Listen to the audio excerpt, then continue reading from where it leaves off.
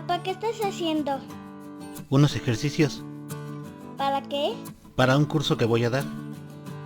¿Me explicas? ¿Para qué? Porque yo también quiero aprender. Ok, bien. Hagamos un video de Naila quiere aprender. A ver, Naila, ya que quieres aprender, te voy a explicar. Esto es física de nivel medio superior. Es una simulación para poder contestar un examen de opción múltiple. Para esto vamos a utilizar la guía del Instituto Politécnico Nacional del año 2019 del examen de admisión al nivel superior, pero únicamente el área de humanidades, ciencias sociales y administrativas. Toma en cuenta que es un examen de opción múltiple. No te voy a explicar el tema, te voy a ayudar a contestar en un examen de opción múltiple y por lo tanto debes de analizar tanto las preguntas como las respuestas. Fíjate bien. Espera, no olvides suscribirte a mi canal y activar la campanita de notificaciones. Ok, vamos a empezar. Pregunta número 1. Identificar el modelo matemático de la segunda condición de equilibrio estático de un cuerpo. Existen dos condiciones de equilibrio. La primera condición de equilibrio dice que la sumatoria de las fuerzas con respecto a cada uno de los ejes es 0. La segunda condición de equilibrio, que la sumatoria de los momentos de torsión es igual a 0. Para recordarlo más fácil, la primera condición es el equilibrio traslacional. El cuerpo no se traslada, no existe movimiento. La segunda condición de equilibrio es el equilibrio rotacional. El cuerpo no gira. Entonces la respuesta debe de ser la opción B, porque esa letra T que tiene ahí, tau, es una letra griega que representa los momentos de torsión. Significa que el cuerpo no está girando. Pregunta número 2. Para determinar si un cuerpo rígido está en equilibrio, la suma vectorial de la fuerza gravitacional actuando sobre las partículas del cuerpo puede ser reemplazada por una sola fuerza actuando en... Mira, esta es una pregunta de teoría. La respuesta correcta es la C, el centro de gravedad, y dice así. El centro de gravedad de un cuerpo es el punto respecto al cual las fuerzas que la gravedad ejerce sobre los diferentes puntos materiales que constituyen el cuerpo produce un momento resultante nulo. En otras palabras, cuando un cuerpo lo logra sostener haciendo una fuerza igual a su peso en un solo punto, si lo mantienes en equilibrio, ese es su centro de gravedad. Es como cuando tienes una figura regular, por ejemplo un plato, y lo sostienes haciendo equilibrio con un dedo, estás haciendo presión en el centro de gravedad y estás sosteniendo su peso. Y lo mismo pasaría con una figura que no fuera regular.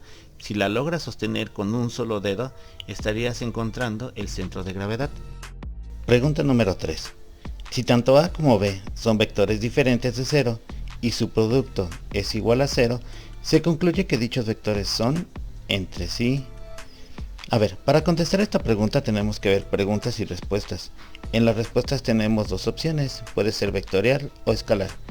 En el producto vectorial o cruz se multiplican dos vectores y se obtiene un vector perpendicular a los dos vectores y su magnitud es igual al producto del valor absoluto por el seno del ángulo que forman. En el producto escalar o punto se multiplican dos vectores y se obtiene un escalar, cuya magnitud es igual al valor absoluto de los vectores por el coseno del ángulo que forman. Si ya están planteando que tanto A como B son diferentes de 0, para que el producto sea 0 debe de haber un 0 y eso solamente puede ser en el seno o en el coseno. Veamos, si fuese la opción vectorial, para el producto cruz el seno de 0 es 0 únicamente cuando el ángulo vale 0. Entonces no es la opción de perpendiculares o coplanares. Perpendiculares significa que forman 90 grados, coplanares que están en el mismo plano. Entonces veamos la opción del producto escalar. El producto escalar es 0 cuando el coseno del ángulo vale 0, eso es cuando es de 90 grados, como en el caso de la opción B, que aquí son perpendiculares. Esa es la respuesta a la opción B. Pregunta número 4. ¿Cuál es la velocidad promedio de un hombre que camina 70 metros con una rapidez de 1 metro por segundo y luego corre 70 metros con una rapidez de 3 metros por segundo? Aquí debemos entender que la velocidad promedio se define como la relación entre el desplazamiento que realizó un cuerpo y el tiempo total que llevó a realizarlo. Entonces, ¿cuánto fue lo que caminó y cuánto tiempo le llevó? Bien, las distancias. Tanto la distancia 1 como la distancia 2 son de 70 metros. En total recorrió 140 metros. Ahora, si tomamos en cuenta que la velocidad es igual a la distancia sobre el tiempo, entonces el tiempo es igual a distancia entre velocidad. El tiempo 1 que necesitó para recorrer la distancia 1 fueron 70 metros a una velocidad de 1 metro sobre segundo, lo cual nos da 70 segundos. El tiempo 2 fueron 70 metros a una velocidad de 3 metros por segundo, o sea, 70 tercios de segundo. Tiempo 1 más tiempo 2. El primer tiempo son 70 segundos y el segundo tiempo son 70 tercios. Vamos a sumarlos convirtiendo todo en fracciones. Estos 70 van a quedar como 210 entre 3. Entonces tenemos 210 más 70 son 280. 280 tercios. Bien, veamos la velocidad promedio. Distancia entre tiempo. Fueron 140 metros entre 280 tercios de segundo. Este 3 que se encuentra aquí abajo dividiendo lo puedo pasar arriba multiplicando. Y este 280 lo puedo descomponer como un 2 por 140. El 140 que se encuentra arriba y el que se encuentra abajo se pueden cancelar y me queda 3 medios, o sea 1.5. La velocidad promedio fue 1.5 metros por segundo. Pregunta número 5. Una pelota se tira por una ventana cercana a la azotea de un edificio. La pelota acelera hacia el suelo a razón de 9.8 metros por segundo al cuadrado. ¿Cuál es su velocidad en metros por segundo cuando ha caído 4 metros? Observa las respuestas. Todas dicen 78 punto y algo. 1, 2, 3 o 4 son las décimas que manejan la diferencia. Bien, para movimiento rectilíneo uniformemente acelerado, que es este caso, yo nada más utilizo 3 fórmulas dependiendo de las variables que tenga. En este caso voy a utilizar la siguiente. 2 veces la aceleración por la distancia es igual a la velocidad final al cuadrado menos la velocidad inicial al cuadrado. Pero como se dejó caer, su velocidad inicial es 0, por lo tanto este término lo puedo cancelar. Si de esta fórmula yo tomo la velocidad final y la despejo, me queda que es la raíz cuadrada de 2 veces la aceleración por la distancia. Si sustituimos, tenemos que es 2 por 9.8 por 4. Como tenemos que hacer las operaciones sin la calculadora, aquí es más sencillo multiplicar 2 por 4 y que me dé 8, y luego 8 por 9.8. Al hacer la operación tengo que 8 por 8 me da 64. El primer término que tengo aquí es un 4, ya con eso sé que la respuesta es D. Si termino de hacer la operación me va a dar 78.4. Pregunta número 6. El alcance horizontal máximo en el disparo de un proyectil ocurre cuando el ángulo de elevación tiene un valor de 30, 45, 60 o 75 grados. Para resolver esta pregunta podríamos aplicar un poco de cálculo diferencial a la fórmula que obtengamos para el alcance horizontal, pero eso nos llevaría mucho tiempo. Sin embargo, pueden que en clase hayamos analizado este tema y hayamos probado con varios ángulos. De una vez te digo, aquí vamos a ocupar la memoria. Es importante que recuerdes que el alcance horizontal máximo se alcanza con un ángulo de 45 grados, sin importar el valor de la fuerza. En internet encontrarás varias páginas que te pueden ayudar a hacer la simulación o graficar los valores. También hay aplicaciones que hacen esto. Pregunta 7. La energía que tienen los cuerpos debido a su movimiento se llama... y la que posee debido a su forma o configuración se llama... A ver, veamos las respuestas. Tenemos las opciones de potencial, de configuración, gravitacional, cinética, mecánica y potencial. La energía cinética está en función del movimiento y la energía potencial está en función de su posición. Entonces la respuesta es la opción D. Observa, la energía que tienen los cuerpos debido a su movimiento se llama cinética, movimiento. Y la que poseen debido a su forma o configuración se llama potencial, es debido a su posición. Pregunta 8. Para mantener un cuerpo en movimiento a una velocidad constante se debe de aplicar una fuerza. Bien, aquí es donde debemos de recordar lo que vemos en teoría. Observa, primera ley de Newton. Un cuerpo permanece en estado de reposo o de movimiento rectilíneo uniforme a menos de que una fuerza externa no equilibrada actúe sobre él. Si el cuerpo está quieto o se encuentra moviéndose de manera uniforme, permanecerá de esa forma a menos de que otra fuerza actúe sobre él. Entonces la respuesta es que la fuerza debe de ser igual a 0 o no debe de haber fuerza. Por lo tanto la respuesta es la opción A. Pregunta número 9. Si un objeto desplaza una cantidad de líquido que el del propio objeto, el objeto flotará. A ver, aquí debemos de recordar teoría otra vez. El empuje es igual al peso del fluido desalojado. Para que el objeto flote, debe de desalojar una cantidad mayor que su propio peso. Entonces la respuesta es la opción A. Pregunta 10.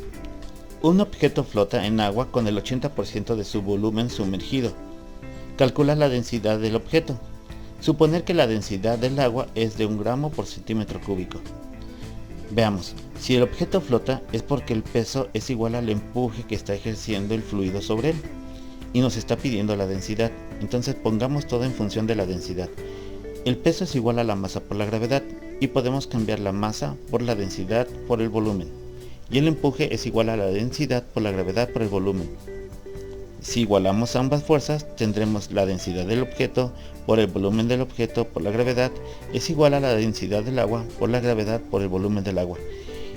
En ambos lados tenemos la gravedad, así que podemos eliminarla y despejamos la densidad del objeto, que es la que buscamos. Entonces nos queda así: la densidad del agua por el volumen del agua entre el volumen del objeto. Pero la cantidad de agua que desplaza es el 80% del volumen del objeto. Entonces podemos cambiarlo por 0.8 volumen del objeto. Como tenemos el volumen del objeto tanto arriba como abajo, lo podemos eliminar y nos queda entonces lo siguiente, que es 0.8 veces la densidad del agua. Entonces la respuesta es la opción D, porque ese es el 80% de 1 gramo por centímetro cúbico. Pregunta 11. ¿La ley de Hooke tiene validez dentro de la región del material? Cuando se supera esta región, donde el material queda permanentemente deformado cuando cesan las fuerzas que actúan sobre él. Esta es una pregunta de teoría. La respuesta es la opción C. Verás, la ley de Hooke tiene validez dentro de la región elástica porque lo puedes estirar y regresa a su forma original, excepto cuando aplicas demasiada fuerza y entonces ya no se regresa a su forma original sino queda deformado, como la plastilina cuando la aplastas. Entonces es la opción C, elástica y plástica. Pregunta 12.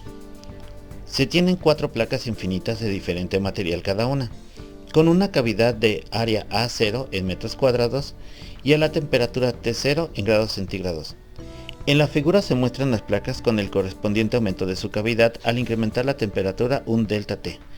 Ordenar de mayor a menor de acuerdo al coeficiente térmico de dilatación superficial. En este caso tenemos 4 placas infinitas, o sea, no importa su tamaño. Cada una de estas placas tiene un hoyito. Ese hoyito se va a hacer más grande dependiendo del coeficiente térmico de dilatación superficial. Entre mayor sea, más grande va a ser. Entonces, si tenemos que ordenarlo de mayor a menor, debemos de ordenarlos dependiendo de si la cavidad es más grande o más pequeña. La más grande es la 4 y la más pequeña es la 1. Entonces el orden correcto sería 4, 3, 2 y 1, como es la opción D. Pregunta 13. Relacionar cada concepto con la expresión matemática que describe.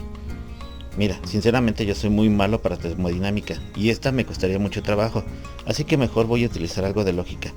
Si leo las preguntas del concepto y la expresión matemática, me doy cuenta que hay una clave aquí.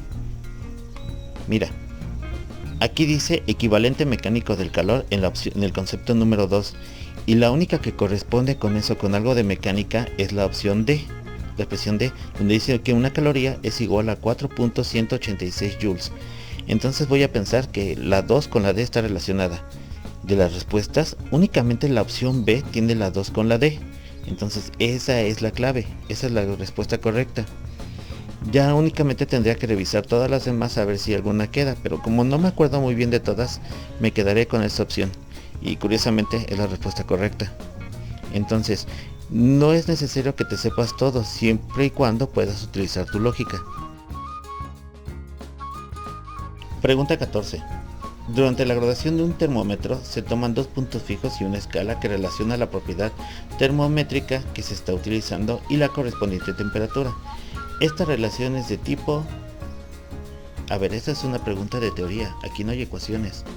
Yo recuerdo que nos dijeron que podíamos hacer un termómetro utilizando mercurio. Metíamos mercurio dentro de un tubo de vidrio y lo poníamos a 0 grados y marcábamos ahí donde quedaba su altura. Luego lo poníamos en agua hirviendo, que era 100 grados centígrados, y marcábamos ahí la temperatura de 100 grados. Y luego esta diferencia de alturas la marcábamos y dividíamos con 100 rayitas, 100 grados centígrados, a exactamente el mismo tamaño. Eso es una proporción lineal, entonces la respuesta es la opción A. Pregunta 15. En comparación con la fuerza eléctrica, la magnitud de la fuerza gravitacional entre dos electrones es... Esta respuesta es fácil, es mucho menor. La fuerza con la que se traen dos electrones o con la que se repelen es grandísima en comparación con la gravedad, porque su peso es muy chiquitito, casi no pesan. Pregunta 16. De los siguientes diagramas, seleccionar el que representa la interacción entre dos cargas puntuales positivas y una placa cargada negativamente vista de perfil. Para responder esta pregunta debemos recordar lo que seguramente hiciste en el laboratorio. Limaduras de hierro flotando en aceite dentro de un contenedor de cristal o de acrílico, y luego acercabas un imán, formándose líneas según el campo magnético. Dibujábamos estas líneas saliendo del punto positivo y dirigidas hacia el negativo, y cuando dos líneas se encuentran, se repelen mutuamente. Entonces la opción A y D no pueden ser, porque cuando se encuentran en los extremos de la barra no se repelen. La opción C tampoco es la respuesta correcta, porque en la barra cargada negativamente, en los extremos sí se dirige de positivo a negativo, pero en la parte central lo hace al contrario, de negativo a positivo. La respuesta es la opción B. Fíjate cómo las líneas de acción van de la parte positiva a la negativa a lo largo de toda la barra cargada negativamente, y cuando se encuentran fuera de la barra, las dos líneas positivas se repelen mutuamente. Pregunta 17. Para resolver el siguiente circuito, se debe determinar su resistencia equivalente. ¿Cuál es el orden de los cálculos necesarios? Para resolver este problema debemos de reducir todo a circuitos series o paralelos.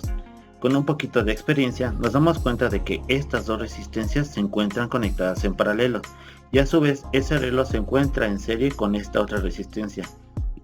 Este nuevo reloj se encuentra en paralelo con la última resistencia que se encuentra en la parte de abajo.